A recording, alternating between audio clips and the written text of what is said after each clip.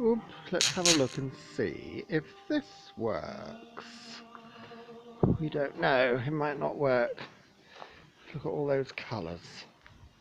Oop. Ooh.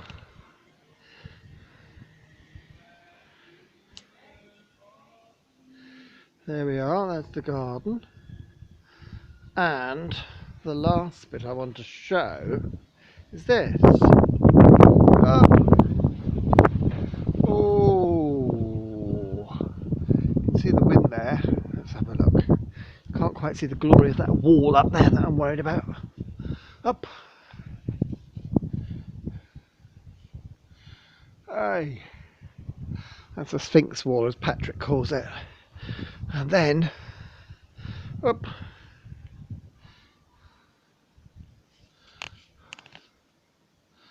Who knows what's going to happen with that? And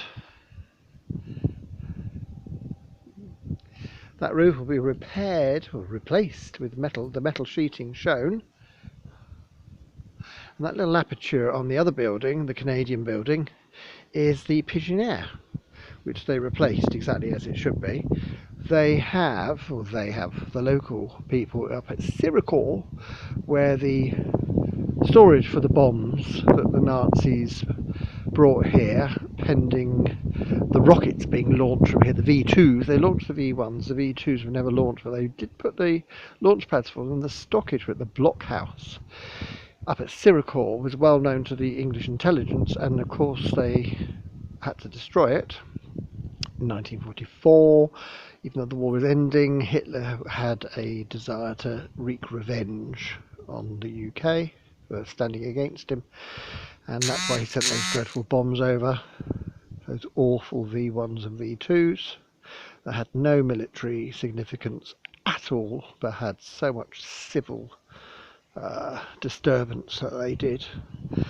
Anyway, Syracuse is where the big storage for them was, and of course it was the English sent leaflets down in January 1944 to tell the people to leave, and by June they flattened the village and it was rebuilt in the Canadian style, which is quite nice. But at the time there's a woman called Nina Hibbin who did a thing called mass observation, which is quite interesting if you look it up online.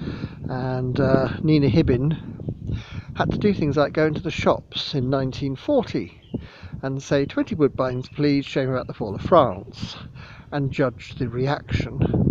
And she said that people were crying and very upset. And one of the most poignant things she ever did was in 1944. She was in Goode Street, the air raid sirens went off, obviously those horrible doodlebugs were coming over, and she said it was shocking to see outside the Northern Line station pregnant women being pushed over by young men. It was literally a stampede to get into the shelter because nobody wanted to be killed at the end of the war. They knew the war was ending, and she said all the manners, all the good things that happened with the war, they just went all out the window.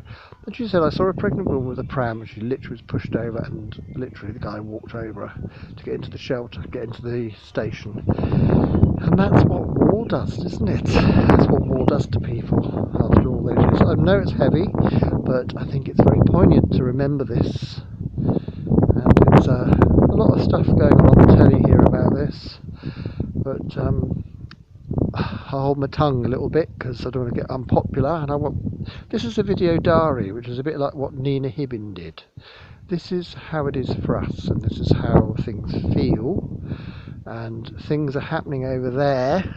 They do have repercussions here. And anyway, I'll show you the tree. I wish that roof was as red as that.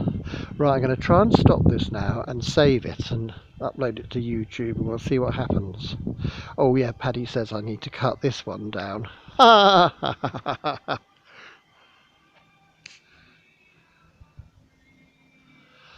I don't think so. That's what I hold on to. Up. I'm getting very frail now in my old age. I'm 61. I find it very hard to move around without holding on to things. So there we go. So let's go now. Love you and leave you. Hope all is well. And let's hope all is well too. Right, I don't know how to turn this off on this device or upload, so I'm going to press something here and let's hope it works.